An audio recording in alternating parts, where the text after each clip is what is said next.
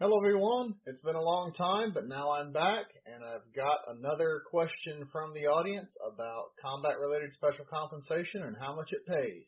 Let's answer that question. Stand by.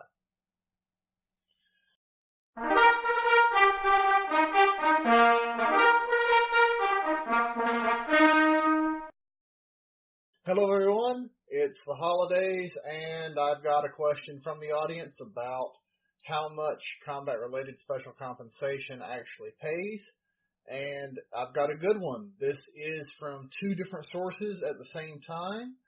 It's from an Army National Guard Lieutenant Colonel and from a regular Army who knows. I don't know what rank or whatever kind of pay grade or other circumstance he is because he never told me. So I'm making it up. But the interesting thing here is it gives me a good chance to compare. So the reason I wanted to make this video is to show how radically different CRSC can be for two different individuals and how sometimes it makes sense to apply, sometimes it might not, but remember how in the past DJ has said apply anyway because laws change. And I'm going to show you how, in this case, laws, or rather numbers, can be quite radically different, but it might still be a good idea to at least have an application on the books just in case the laws do change. Now, for those of you out there in podcast land, I am going to try to keep this as simple as I can. I'm going to describe the numbers as much as possible so that you can understand this without having to resort to the sources that I put on the website, but of course they'll still be there for you if necessary. Alright, so I'm also going to try to put as much of this on the screen as I can so that people actually watching can get a good view of what's going on. Now, since I did not properly prepare here, I did not turn on one of my software programs. Let me turn that on right now and get that going. And it will help me out in a moment. Alright, so what I'm doing here is just turning on a screen capture program so that you can see, or at least those of you who have video capability will have the ability to see a calculator that I have put together, and you'll be able to see some of the numbers that I have for you. Alright, now let's get some of this going here. So like I said, I've got two particular cases here. One came from an Army National Guard Lieutenant Colonel, and another came from a regular Army who knows. So the assumption I made based on what scant information I got from his YouTube comments is that he was an E6 with 12 years of service. That's all that I can glean from his information. The pay grade is nebulous. It might be E5, it might be E7. Who knows? It might be an officer for all I know. I have no idea. I asked for more information several times and he never responded. So for the sake of this comparison, I'll admit I'm making it up, but it's still, from the numbers I ran earlier, is perfect for showing the vast difference in how the CRSC numbers can be for two different individuals. So let me just start the screen capture program so I can edit it later. And you just heard the beep as it started. Alright, we'll hide that. Alright, so what I'm going to show you is two different people who have a lot of the same stuff going on. They were both medically retired for being unfit for continued service. Both had high rates of physical disability. Both are 100% VA disabled. And were they to apply for combat-related special compensation, would probably be 90% or above. In fact, one has applied, one has not, but we don't need to get into some of those details. Let's just get into some of the numbers. So I'm actually going to look at the officer first because he was the first one to ask, and I think that actually shows a more interesting picture as far as the way CRSC works, as far as the formula itself.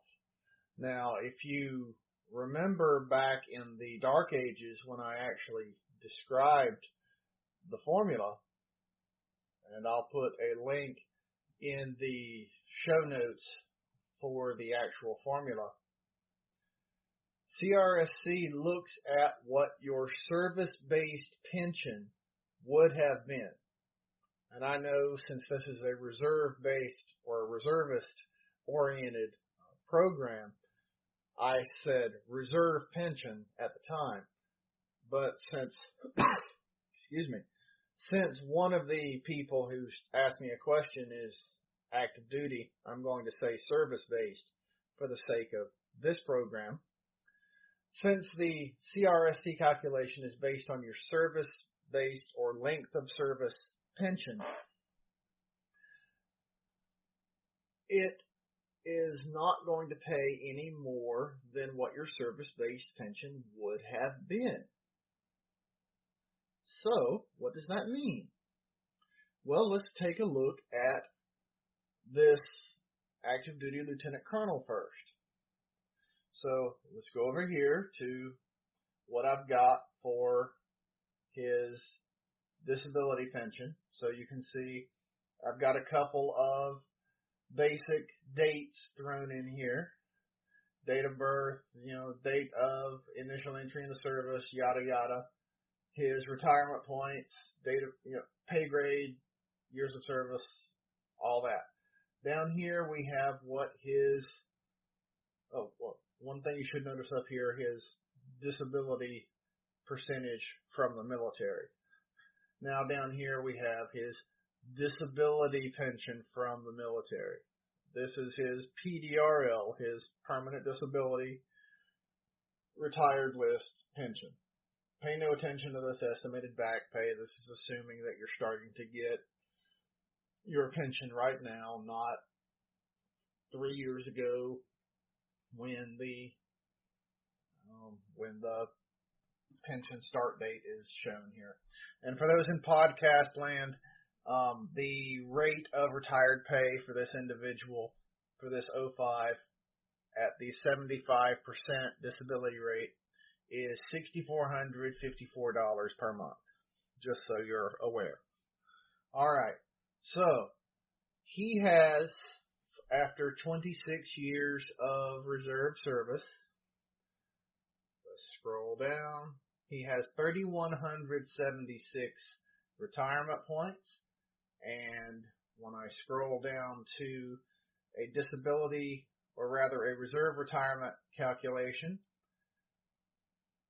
if he were to receive his reserve retirement right now, that would be $1,898 per month. So that tells us right there what the limit on his combat-related special compensation would be. $1,898. Now, let's get into the actual mechanics of this. I'm going to flip over to a different tab on this calculator. This is an Excel-based calculator, just something I put together. So we'll flip over to a different tab. This is showing VA compensation. This particular service member is not married. He's receiving 100% VA compensation. And sorry for you guys in podcast land. I know numbers are difficult over the airwaves, especially without references, but I know you can deal with it. You're smart people. All right, so this guy is receiving 100% VA compensation, which is at the 2018 rate, $2,973.86, which leaves him with $3,480.14 per month. Now remember what I said his reserve pension was, $1,898. The amount left over from his disability pension from the military is greater than his reserve pension amount would have been. This means, in the eyes of the Defense Finance and Accounting Service, he is already receiving more than what his reserve pension would have been, and they owe him nothing, even if he were completely eligible for combat-related special compensation. So, if they said, yes, you are eligible for 100% CRSC, but you're already receiving $3,480.14 per month from the Army, therefore, we owe you nothing. Sorry, Charlie, as they used to say in the old tuna commercial. That's just how it works. You're already getting more from the Army than you otherwise would have on the reserve side. Now, if you want to waive your disability pension and get your reserve pension instead, you could, of course, do that. Or get your CRSC instead, you could do that. But why would you want to do that? You're getting more money already. Now, let's flip over to this other guy and see just how radically different things can get. We're going to go to this E6 who had 12 years of active duty service. And don't think that these differences are primarily rank based, because they're not. It's purely the amount of money that the person would have received. So there is a rank factor involved, but it's not the only factor. So again, let's look at this individual from the active duty side and see how things measure up. Admittedly, I made up a lot of these, but I tried to keep it as realistic as possible based on what he told me. So I made him 100% disabled on the Army side, or 75% for pay purposes, which is as high as you can go, and 100% VA disabled, which is what he told me, 90% CRSC eligible, which is what he told me, and 12 years of active duty. Now, 12 years active duty works out to $1,081 per month for an E6, and 75% disability for an E6 or at the 12-year mark is $2,667 per month for a disability pension. Now let's switch over to the VA tab on this calculator.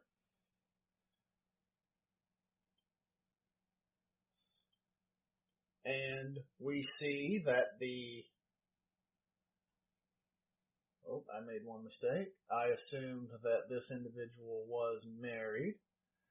So For this particular service member, all of his disability pension is being offset by his VA compensation because, as we've said many, many times during this program in its many episodes, VA compensation offsets military pay. Therefore, he is actually receiving no money at all from the military as far as disability income from the Army, which means the entire $1,081 that he could have received as a service-based pension is available from combat-related special compensation in his case. Does that make sense? I'm going to post these numbers in the show notes just so you can study them. This is how the stuff actually works. And I know it seems nebulous, but like I said, it's all based on how your service-based pension actually works out and how much you have left after the VA offsets either your disability pension or otherwise. If you have questions, please email me. If you have comments, concerns, if I messed something up, whatever, please let me know. My email address, dj@rcretirement.com. I would love to hear from you. This is a very common subject. I get comments and emails about this all the time. It's a very popular subject. It's obviously something people don't understand. I've dealt with this for many years, and I wish it were something that were easier to understand. I also wish it were something that were easier to apply for. It's not. It's quite difficult, and it takes a long darn time to get once you do apply for it. I've never seen it take less than 8 months. So it'd be nice if it could take less time than that. All right, so that is the short version of how these two examples actually pay. Now, one thing I did leave out, even if it turns out from a calculation that it doesn't look like it would actually pay, I would recommend go ahead and apply anyway. Laws change all the time, and it seems like when laws do change, especially when it comes to money and applying for money, that those people who already had an application on record seem to have preferential treatment. So apply anyway. At least have something on record. Don't do it frivolously, though. Only do it if you are actually eligible. Don't waste people's time. All right, so like I said, if you have comments, questions, concerns, please email me, dj@rcretirement.com. If you know people who could benefit from this episode, please hit that share button and send it on to other people.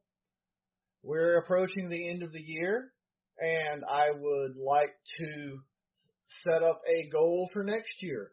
Let's get that membership down, or rather up, to 1,000 by the end of next year. So come over here.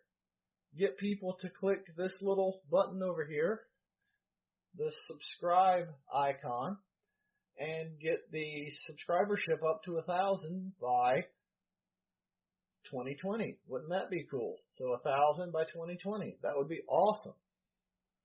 We are at the time of recording this, 267. So I think it would be really cool to get into the